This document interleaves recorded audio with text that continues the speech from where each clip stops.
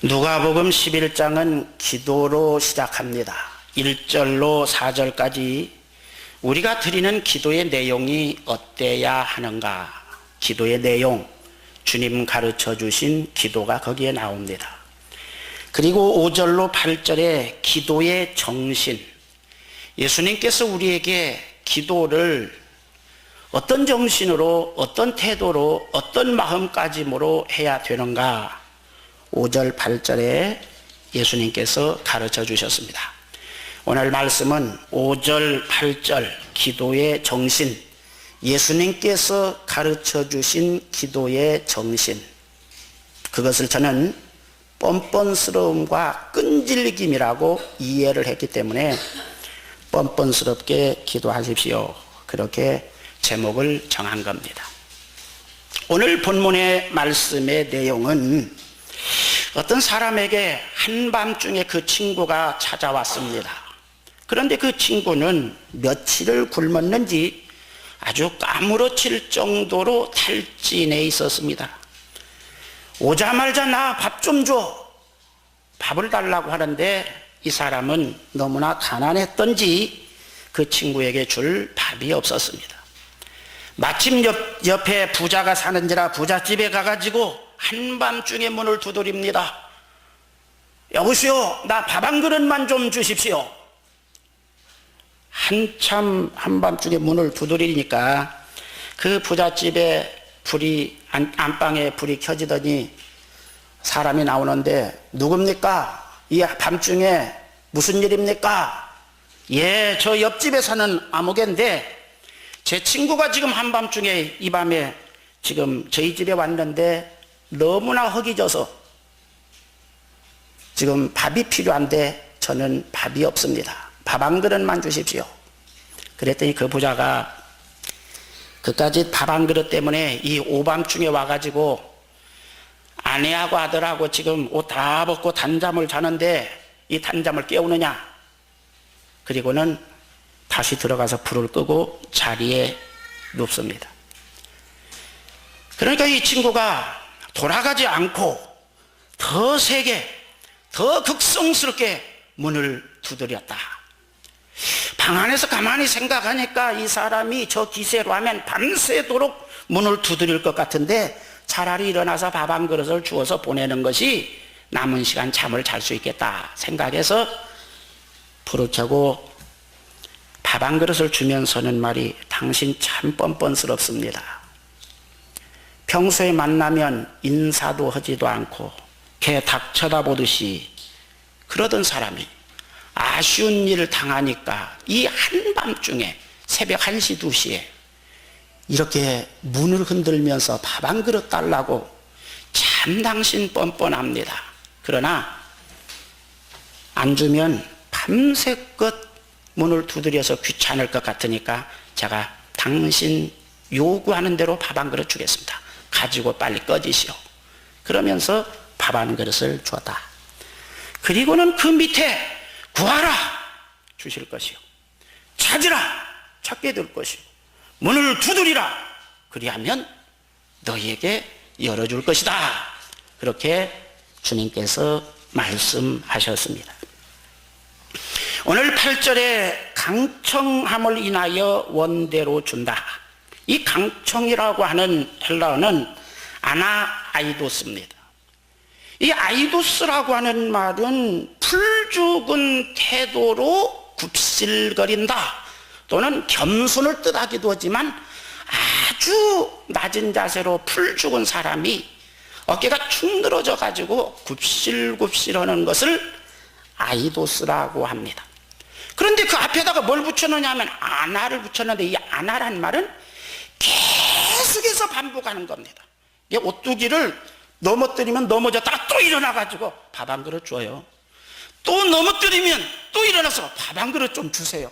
어쨌든 간에 줄 때까지 끝까지 포기하지 않고 굽실거리면서 자기의 요구를 계속해서 이야기하는 것, 그것을 아나아이도스, 강청이라고 표현한 겁니다.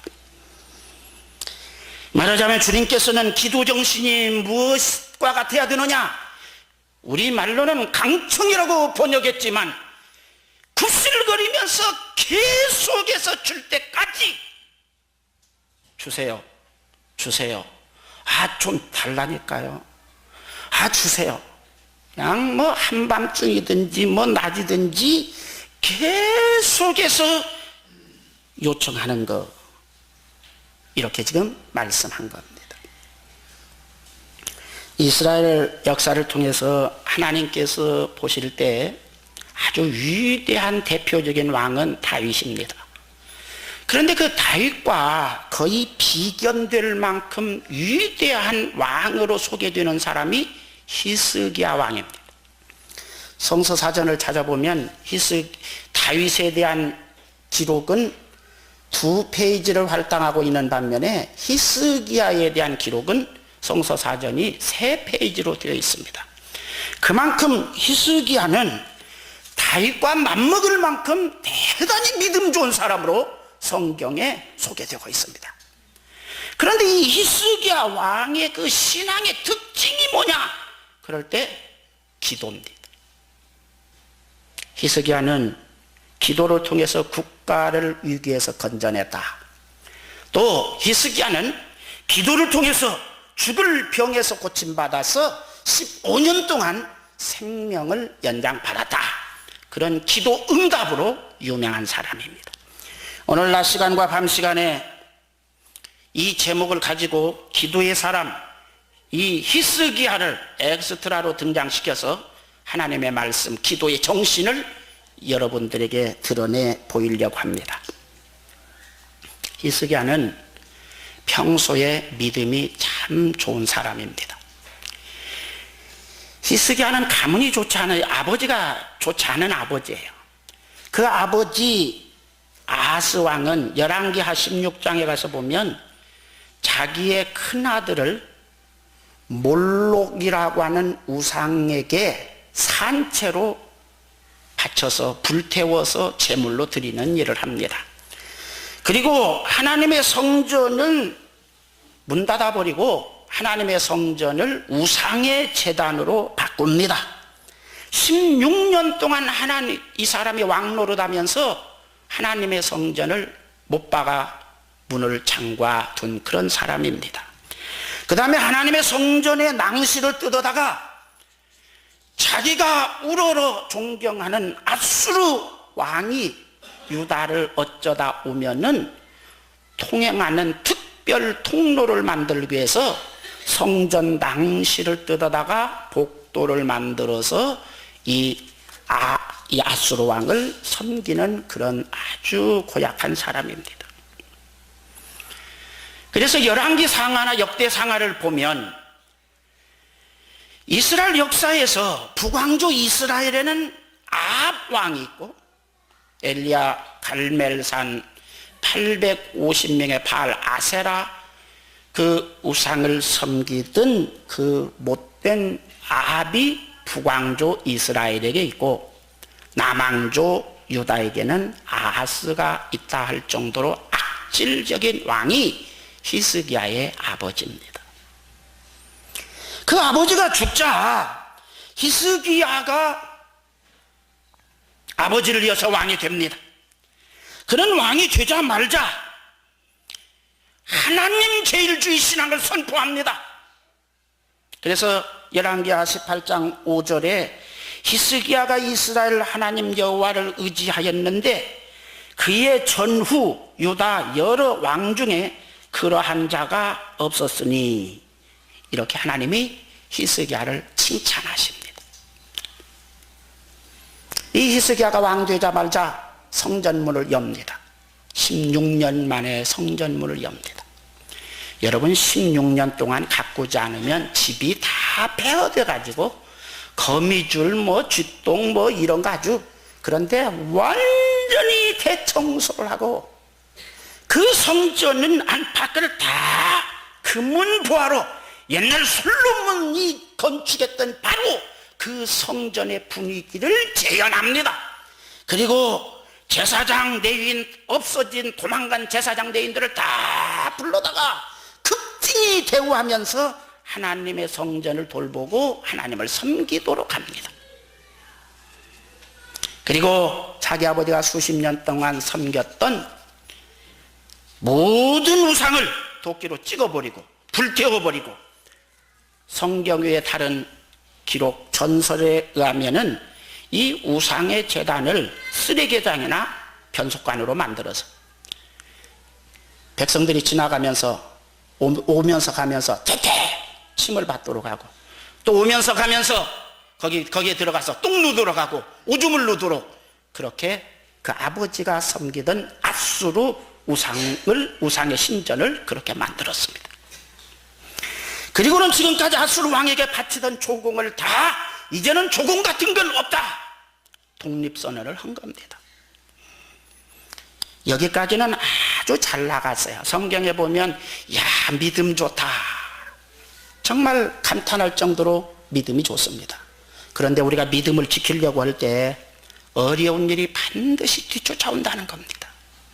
자, 히스기야가 아수르 나라에 조공도 바치지 않고 자기 아버지 그 위에 선조들이 섬기던 아수르 우상들을 다 쪼개버리고 불태워버리고 아수르 신전을 변속관으로 만들어서 오줌을 넣도록 하고 똥을 넣도록 했다. 그러니까 누가 열을 받았겠습니까? 아수르 왕 사네립이 몹시 분노했습니다. 그래서 아수르 왕 사네립이 자기의 명예를 걸고 자기가 섬기는 우상의 명예를 걸고 18만 5천 명이라고 하는 대군을 거느리고 지금 유다를 침공해 옵니다. 18만 5천 명. 예수님 때의 세계 인구가 1억이었다. 지금 우리가 60억인데 지금 이때부터서 약 700년 전의 사건입니다. 그때에 아무리 세계 인구가 많았어도 어떤 기록에 보면 5천만 명, 6천만 명 그런 이야기를 하는데, 어쨌든 6천만 명이라고 그럽시다. 60억 인구에다가 좀 계산하기 좋게. 그러면 1000대 1입니다. 18만 5천 명의 군대는 요즘으로 말하면 800만의 군대와 맞먹을 만한 그런 효과를 가지는 엄청난 대군인 것입니다. 그 시대에는.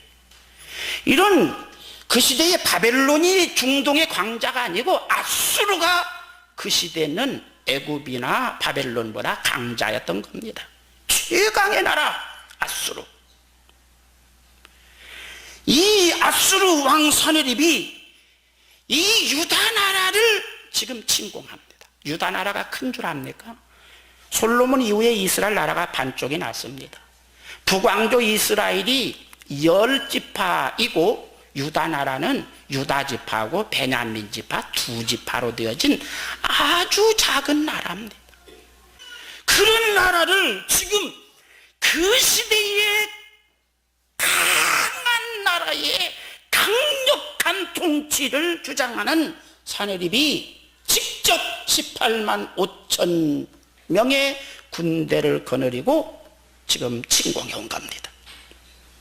며칠이 안 가서 유다의 크고 작은 성이 다 점령당하고 예루살렘 성만 딱 남았습니다.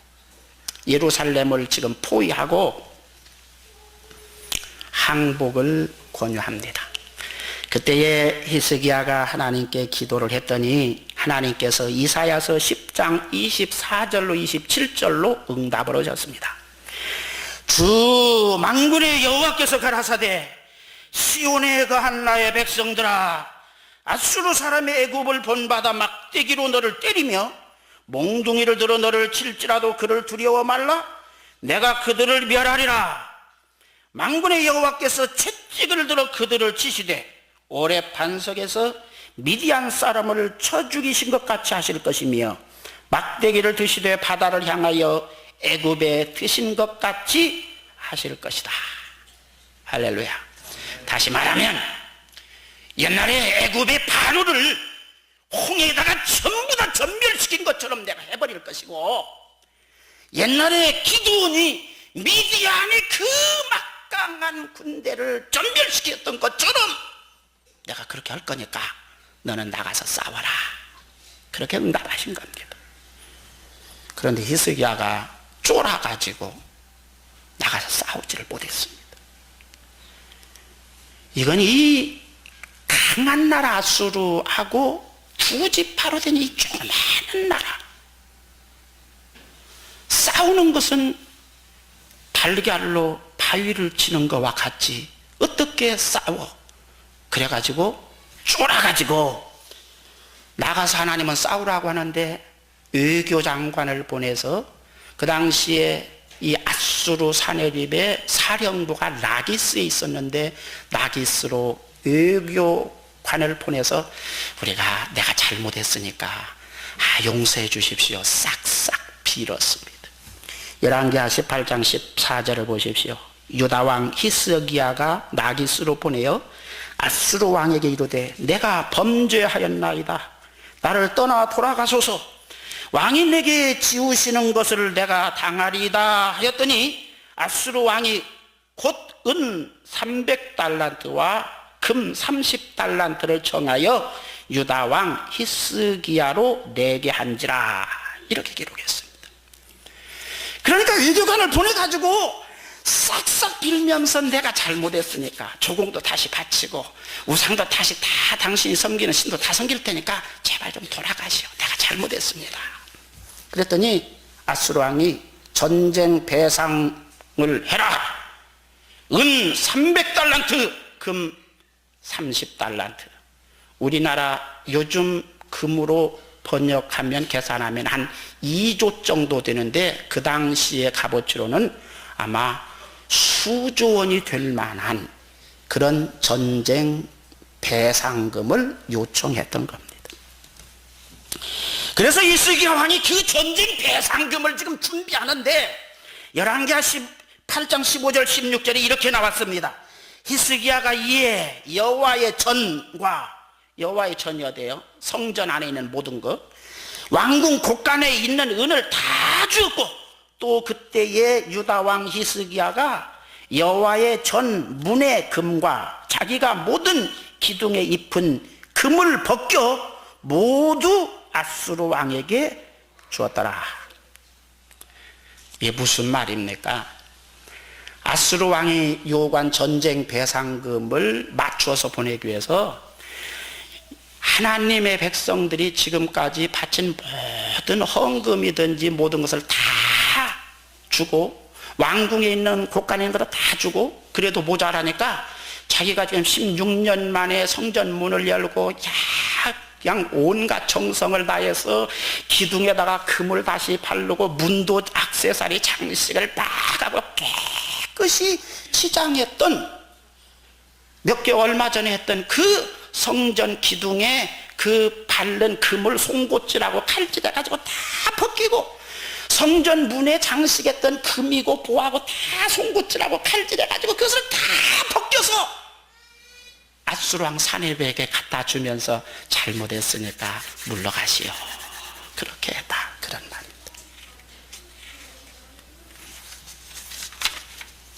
그런데도요 문제가 해결되지 않았어요. 이 사네립이란 놈이 이 전쟁 배상금을 다 주고 굽실굽실 하는데도 열왕기하 18장 27절 35절에 나온 것으로 보면 안 돌아간다 이놈들아. 너희들이 믿는 신을 완전히 작살내기 전에는 우리는 안 돌아가. 너희들이 믿는 신이 너희들 그 신이 진짜 신이고 강하다고 그러는데 한번 여호와가 어떤 신인지 내가 짓밟아 확실히 짓밟고 돌아가겠다. 너희들이 만약에 무능한 여호와를 믿고 그 여호와가 너희들을 구원할 줄로 착각하고 항복하지 않는다면 너희들은 오줌을 먹게 될 것이고 똥을 먹게 될 것이니까 이놈들 항복해라. 이렇게 당시에 아수르 최고 정예부대의 사령관인 우리나라의 공수특전단 사령관 같은 랍사게를 보내서 아주 독한 말로 협박을 합니다. 그러니까 히스기야가 가만히 생각하니까 외교를 해도 안 되고 가서 그냥 머리를 조아리고 굽실거려도 안 되고 돈을 그들이 요구하는 대로 다 주어도 안 되고, 그러니 이제 방법이 없잖아요. 그러니까 그때서 성전에 올라가서 하나님 앞에 엎드렸습니다. 여러분, 성전에 올라간 그 성전의 모습을 한번 보십시오. 히스기야가 가서 엎드린 그 성전. 며칠 전에, 얼마 전에 정말 성전 기둥마다 칼질하고 송곳질해가지고 금패불을 쫙 껍질 벗기고, 성전 문마다 칼질하고 송곳질해서 가비는거리 다 껍질 벗겨다가 다 바친, 완전히 폐된 것처럼 앙상한 그 성전에 들어가서 엎드려가지고 제단에다가 협박장을 펴놓고 하나님 보시옵소서, 그렇게 지금 기도를 하고 있단 말이에요. 어때요? 좀 하나님 보실 때 어때요? 이 뻔뻔스러운 자식. 다니엘 같으면 그렇게 했겠어요. 여러분 어때요? 이 히스기야가 뻔뻔스럽지 않아요? 요즘 말로 말하면 무슨 말입니까? 요즘 신자들로 말하면 무슨 일이 있을 때 제일 먼저 하나님을 찾아서 엎드려서 기도하고 하나님께 의지하는 것이 신앙입니다. 그런데 요즘 말로 말하면 지가 할진 못할진 다 합니다. 심지어는 성전의 껍질까지 벗겨다가 다 바칩니다.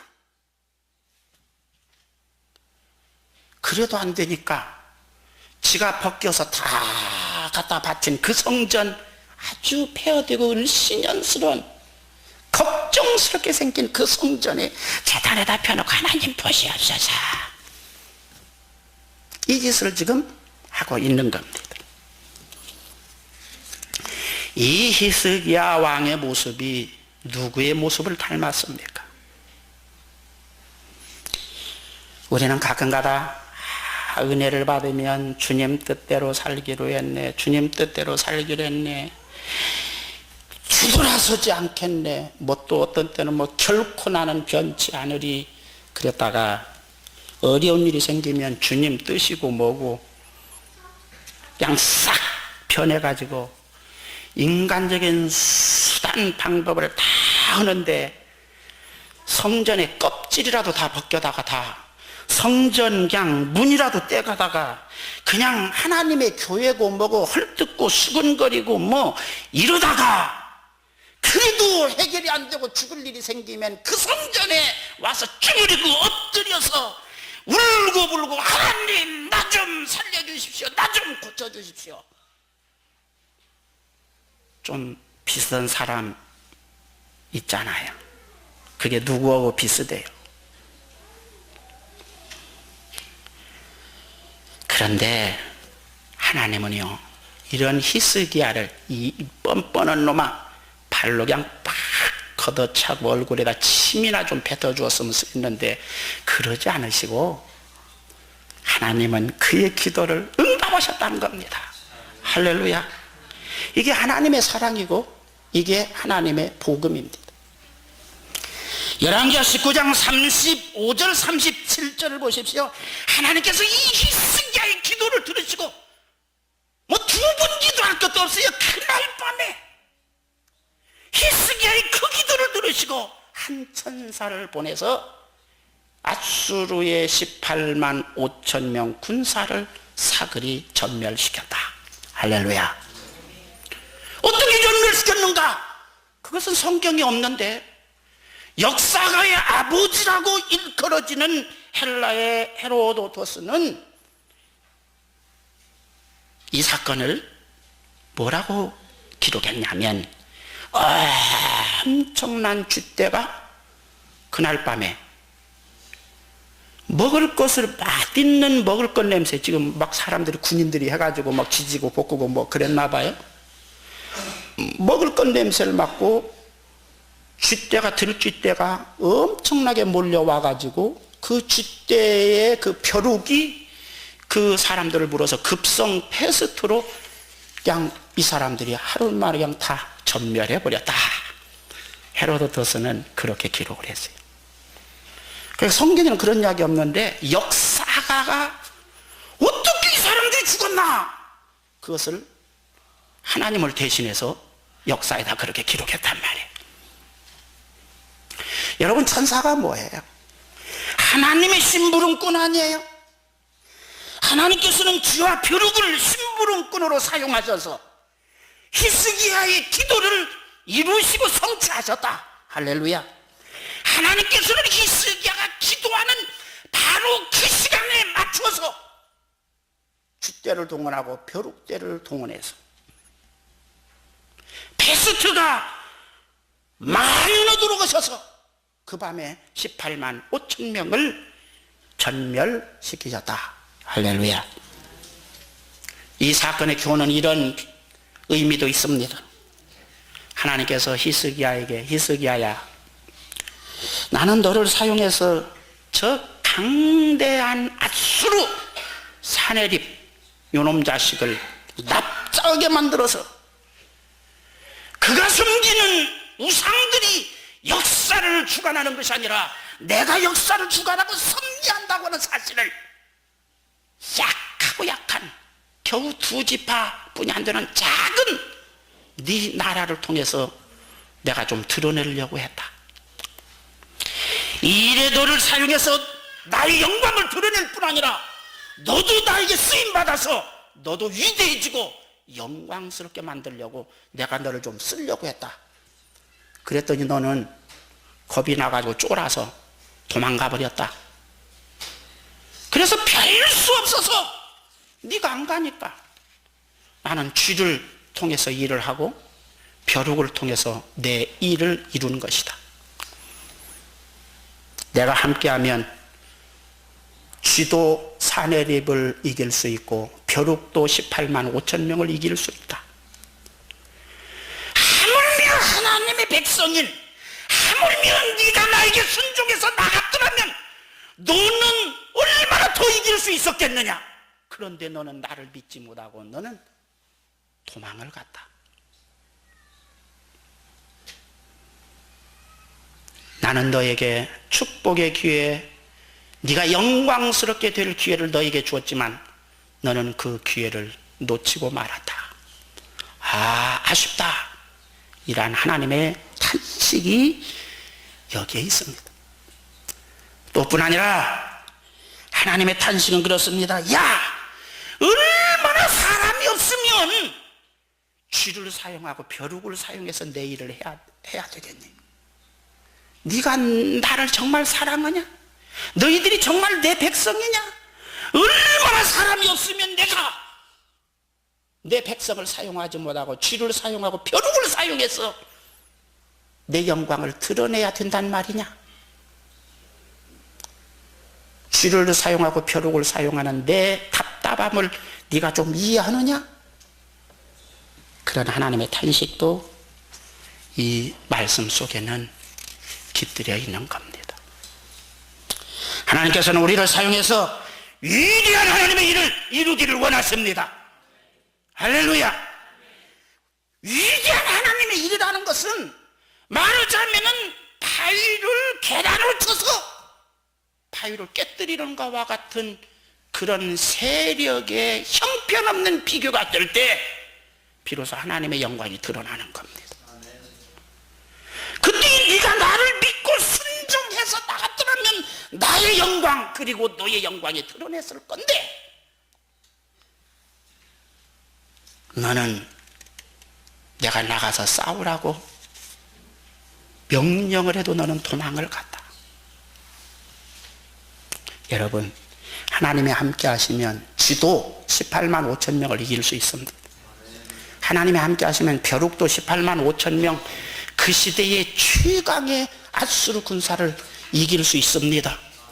하물며 하나님을 믿는 우리가 하나님이 우리와 함께 하신다면 우리가 가는 길에 승리도 있고 이김도 있고 성공도 있을 줄로 믿습니다. 이 하나님을 믿고 하나님이 가라고 할 때 내 생각으로는 이해가 안 되더라도 나가는 그런 여러분들이 되기를 주의 이름으로 축원합니다. 그런데요, 히스기야는 못 나갔어요. 그리고 성전 껍질을 다 벗겨 바치고 그 다음에 그 정말 그냥 폐허된 것처럼 된 그 을씨년스러운 성전 앞에 나가가지고 엎드려서 거기다가 협박장을 펴놓고 하나님 보시옵소서 어쩌고 어쩌고 뻔뻔스럽잖아요. 우리가 어려운 일을 당해가지고 정말 이래도 안 되고 저래도 안 되고 그래서 하나님 앞에 기도로 나오면 새벽 예배 철학 기도로 나와 엎드리면 여러분 속에서도 그런 음성이 들리죠. 이 뻔뻔스러운 자식아, 네가 주의를 지켰냐 이 자식아, 11조를 제대로 드렸냐 이놈아, 성경금을 제대로 했냐 이 자식아, 이 뻔뻔스러운 놈, 너 같으면 무슨 기도는 기도해 이 자식아, 나가 되잖아. 뭐 그런 음성이 여러분 속에 들릴 때 이건 하나님의 음성이 아니고 사단이 속삭이는 사단의 소리로 믿기 바랍니다. 우리 하나님은 뻔뻔스러워도 와서 기도해라. 할렐루야. 왜냐? 여러분 남남은 뻔뻔스러운 것이 안 통합니다. 율법적으로 볼 때는 뻔뻔스러운 것이 안 통합니다. 행한 대로 갚는다. 그런데 신약 복음은 은혜잖아요. 은혜가 뭐예요? 뻔뻔스러운 것을 용서하고 덮는 것이 은혜예요. 할렐루야. 이 은혜라고 하는 것은 아버지와 아들 간에 통하는 거예요. 하나님의 자녀된 우리가 하나님 앞에 뻔뻔스럽게 기도하기를 하나님은 원하세요. 이런 이야기 있잖아요. 영희가 초등학교 다니는데 곧 수학여행을 간다고 30만 원씩 가지라고 했다고 그럽시다. 그런데 이놈이 집에 와가지고 골방에 처박혀서 턱을 고이고 한숨을 뻑뻑 쉬어대면서 밥도 안 먹고 그래요. 그 엄마가 야야 너 어디 아프냐? 왜 그러냐? 그랬더니 어디 아픈 건 아닌데요, 걱정이 태산 같아서 그래요. 무슨 걱정이 놈아? 글쎄요, 수학여행 가는데 선생님이 30만 원씩 가져오라고 그러잖아요. 내가 30만 원이 어디 있어요? 그것 때문에 턱 끼고 고민하는 거야? 뭐 엄마 아빠한테 말하면 될 건데 그게 왜 고민이야? 엄마 아빠한테 이야기하면 될 거 아니야? 그랬더니 그 아이가, 영희가 하는 말이, 엄마 염치가 있어야죠. 날마다 밥도 공짜, 옷도 공짜, 노트도 공짜, 연필도 공짜, 운동화도 공짜, 런닝 사스도 공짜, 빤스도 공짜, 피아노 학원비도 한 달에 10여만 원 20만 원 냈는데 그것도 공짜. 그런데 무슨 염치로 더 뻔뻔스럽게 30만 원 이야기를 엄마한테 해요? 어때요? 이런 아이 두었다면 어떻습니까? 여러분, 자식은 부모 앞에 뻔뻔스러워야 자식다운 겁니다. 믿습니까? 요한복음 1장 12절을 보십시오. 영접하는 자 곧 그 이름을 믿는 자들에게는 하나님의 자녀가 되는 권세를 주셨다. 우리가 예수님을 영접해서 예수님을 정말로 믿는다면 우리는 하나님의 자녀라, 그런 말입니다. 하나님의 아들, 딸이기 때문에 너는 잘못했을지라도 필요하면 와서 구하라. 믿습니까? 자녀는요, 부모 앞에 뻔뻔스러워야 자녀답습니다. 내가 무슨 염치로 30만 원까지 달라고 그래? 그리고 골방에 처박혀서 턱 꼬이고 있으면 이건 정말 고민입니다. 지난날 잘못한 것이 있으면 예수님의 십자가의 보혈을 움켜쥐고 진심으로 회개하면서 간구하십시오. 허랑방탕하다가 돌아온 탕자처럼 지난날은 내가 허랑방탕하고 아버지의 것을 다 허비했지만 앞으로는 품꾼의 하나처럼 성실하게 일하며 살겠습니다. 우리가 그런 마음으로 하나님 앞에 엎드릴 때에 하나님께서 우리의 문제를 해결해 주시고 우리의 병을 고쳐주시고 우리의 사업을 축복하시고 은혜를 베푸셔서 주의 영광을 드러나게 하실 줄로 믿습니다. 며칠 전에 한 2, 3일 전에 새로 등록하신 분 신방을 가는데 거기에 이제 허정화 집사가 인도를 해서 신방을 가는데 우리 허정화 집사가 무슨 말을 막 하고 싶어요. 목사님, 사모님, 정말로 놀라운 일이 일어났어요. 그래요. 이게 남의 지금 새신자 집에 가 신방 가서 신방 예배들이 말하고 싶어서 죽겠나 봐요. 그래서 예배 마친 다음에 뭔가 그랬더니 기적이 일어났대요. 그랬더니 무슨 기적이니까 진수 씨, 그 남편이 진수 씨잖아요. 우리 인수 씨, 진수 씨는 1년에 한 3번이나 4번뿐이 못 나와요. 사업에 바빠가지고, 교회. 그런데 허정아 집사가 지금 임신 중이고 그런데 신장이 나빠가지고 고대병원에 가서 진찰하니까 옆구리에 구멍을 내가지고 오줌 주머니를 차고 다녀야 된대요. 그래 않으면 안 돼도. 몇 차례 갔는데 그렇게 진단이 나와가지고 여기다 구멍을 내가지고 오줌 주머니를 차고 다녀야 된다. 신장이 나빠서. 그러면서 날까지 받아가지고 수술을 오라고 그러니까 이 진수 씨가 하나님 차 타고 출퇴근하면서 밥을 먹으면서 어디서 그냥 달마다 하나님 내 안에 그 허정과 여기 구멍 내고 오줌 주머니 차고 다니면 어떻겠답니까? 그거 제발 좀 하나님 고쳐주시오. 그렇게 기도를 했다는 거예요. 그런데 문득 이 고대병원, 안산에서는 고대병원이 제일 좋은 병원 아니에요. 그 병원 말고 다른 병원에 가서 좀 진찰을 해볼까 그래서 어디 다른 데 갔더니요, 그게 아니라고 그래요. 그래서 오진인지 정말 하나님이 고쳐주셨는지 수술 안 해도 되겠다고 그렇게 이야기를 하더래요. 오줌쯤에 안 차고 다녀도 된다고 그러니까 너무나 감사해가지고 이제 교회 잘 나온다고 약속했대요. 문득 말씀을 드리려고 하다 보니까 우리 진수 씨도 뻔뻔스러운 기도를 한 거 아니에요? 1년에 2번, 3번이 뭐요? 1년에 2번, 3번 나오면서도 자기 마누라가 주머니 좀 차게 생겼다 그러니까 그냥 오면서 가면서 내가 잘 믿을 테니까 뻔뻔스럽게 해도 하나님이 사랑하면 들으신다 그 말이에요. 사랑하는 성도 여러분, 하나님께서 역사하시면 내가 몸부림치고 고민하고 한숨 쉬던 일들이 단번에 해결됩니다. 하나님께서 역사하시면 전혀 불가능한 것 같은 그 일이, 벼룩이 얼마나 시시해요. 요즘 벼룩 한 마리 어디다가 있는 거 잡으려면 불 켜놓고 잡을래도 잡기도 힘드는 그 벼룩을 가지고 하나님이 18만 5천명 내 고민을 해결해 단번에 하룻밤에 그냥 해결해 버리신다 그 말이에요. 이게 하나님이세요. 이 하나님의 아들 딸 된 여러분, 여러분의 문제가 있거든 정말로 하나님 앞에 염치 체면 그런 거 따지지 말고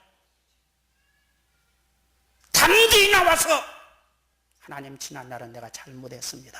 앞으로 잘하게 싸우니 은혜를 베풀어 주십시오. 그런 기도를 드리기를 주의 이름으로 축원합니다.